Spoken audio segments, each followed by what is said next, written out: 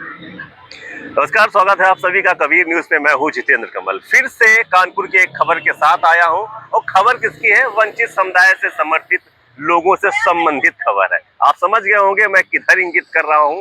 मैं इंगित कर रहा हूं मंगल भवन की तरफ, जिसे मेयर साहिबा कहती हैं और जिसे उद्घाटन के दौरान पे विधानसभा के अध्यक्ष ने बोला था, सतीश महाना जी ने बोला था। क्या बोला था?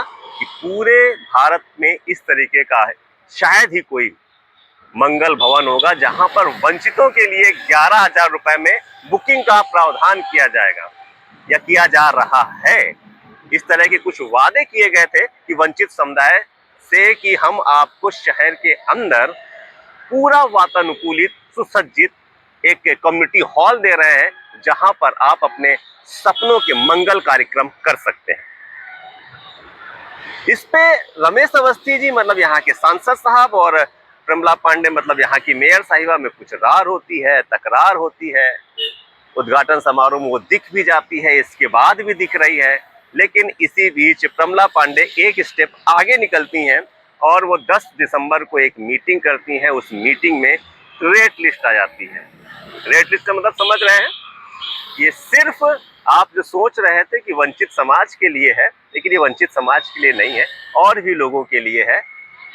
पूर्व पार्षदों के लिए भी अवेलेबल रहेगा, पार्षदों के लिए भी अवेलेबल रहेगा। ये सभी कम्युनिटी हॉल का जो कहते हैं ना उपयोग कर सकते हैं। एनजीओ के लोग उपयोग कर सकते हैं, लेकिन आपको उसके लिए पे करना पड़ेगा। तो मैं आपको अब ये बीच में ही बता दे रहा हूं कि अब आपको ये तय करना पड़ेगा पूरी खबर देखने के बाद, क्या वाकई ये जो मंगल भवन वंचित समुदाय के लोगों को समर्पित था, क्या ये वंचित समुदाय के लोगों के लिए समर्पित बचा है?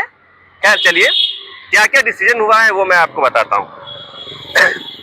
मंगल भवन बीपीएल कार्ड धारकों के लिए और दिव्यांगों के लिए, इसके लिए आपको सर्टिफिकेट देना पड़ेगा। वो आपको 11,000 रुपए में उपलब्ध होगा। किनके लिए? बीपीएल का कार्ड होना चाहिए आपके पास, और आप अगर दिव्यांग है तो आपको 11,000 रुपए का मिलेगा। लेकिन उसके लिए आपको 5,000 की सिक्योरिटी और जमा करनी पड़ेगी। सिक्योरिटी किस लिए होगी? सिक्योरिटी इसलिए कि जो भी मंगल भवन में टूट फूट अगर होती है तो वो जब सिक्योरिटी आप वापस लेने जाएंगे, क्योंकि सिक्योरिटी आपको वापस मिलती है, जब आप सिक्योरिटी वापस लेने जाएंगे तो उस टूट फूट का जो भी नुकसान होगा वो उसमें से कट के फिर आपको मिलेगा। अगर आपके माध्यम से आपके कार्यक्रम में कोई भी टूट फूट नहीं होती है तो वो 5,000 रुपए आपको विधिवत 5,000 के रूप में ही वापस मिलेंगे। तो इन लोगों को केवल वो 11,000 का मिलेगा। दूसरा, नगर निगम व जलकल के कार्यरत चतुर्थ श्रेणी के कर्मचारी अगर आप हैं तो स्थायी हैं, तो आपको 31,000 रुपए में ये मंगल भवन उपलब्ध रहेगा। साथ ही ईडब्ल्यूएस प्रमाण पत्र मतलब जिनकी आमदनी सालाना 8 लाख से कम है उनको भी, ये ईडब्ल्यूएस वालों को भी ये मंगल भवन उपलब्ध रहेगा। लेकिन जो राशि होगी वो 51,000 रुपए शुल्क तय की गई है। इतने लोगों के लिए ये मंगल भवन खुला है। साथ ही साथ और बता दूं मैं आपको, जो एनजीओ हैं, सामाजिक संगठन हैं, अगर वो भी अपने मांगलिक कार्यक्रमों के लिए इसको बुक कराना चाहते हैं तो वो मंगल भवन इन्हें भी उपलब्ध होगा। लेकिन रेट लिस्ट थोड़ी अलग अलग है।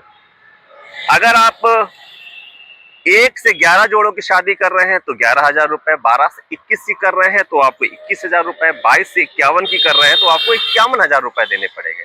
और एक खास बात, इन्हीं रेट में आपकी 18% की जीएसटी शामिल रहेगी। तो ये, और गरीबों से 11,000 रुपए और बाकी से 20,000 रुपए सिक्योरिटी मनी भी ली जाएगी, जो समारोह के बाद वापस हो जाएगी। साथ ही ये बताया गया है, सांसद, विधायक, पूर्व सांसद, पूर्व विधायक, पार्षद, पूर्व पार्षद अगर कार्यक्रम कराना चाहेंगे तो उन्हें प्राथमिकता दी जाएगी। तो आप समझ गए, 110 वार्ड होते हैं। हिंदू प्रथा में क्या है कि पूरे साल शादियां नहीं होती है। 110 वार्ड में तो 110 पार्षद तो अभी है। पूर्व पार्षद की गणना कर लो तो अगर 4 भी कर लोगे तो 440 हो जाते हैं। किसी के यहाँ शादियां लगेंगी।